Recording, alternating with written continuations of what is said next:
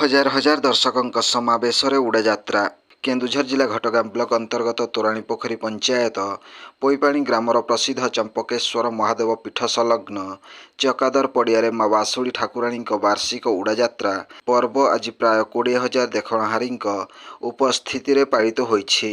ठाकुराणी पीठरे पूजक रघुनाथ पंडा पूजा विधि कार्य संपादित करथिले। देहुरी विष्णु कुंडलिया उपस्थिति रे 7 जन भक्ता सर्वश्री विद्याधर बेहेरा, निरंजन बेहेरा, गुलू बेहेरा, दशरथ मुंडा, श्रीकांत बेहेरा और उद्धव महांत पिठीरे कंटा फड़ी उड़ा खुंटरे उड़ीबार दृश्य को उपस्थित लोक माने उपभोग करथिले।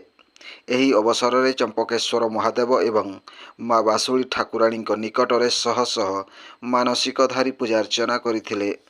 पाट उड़ा कमिटी पक्षरु ज्योतिष चंद्र महांत, ऋषिकेश महांत, धनुर्जय महांत प्रमुख अन्य सदस्य मानक उपस्थिति रे शांति श्रृंखला सह पाट उड़ा पर्व संपन्न होइथिबा बेले एठारे शह शह दुकान और मीना बजार रे प्रबल गहली परिलक्षित होइथिला। ब्यूरो रिपोर्ट जनजागरण ओडिया। वीडियो गुड़िक आपण मानकु भल लागुथिला आम चैनल को सब्सक्राइब करने सह लाइक शेयर करने को भूलंतु नहीं।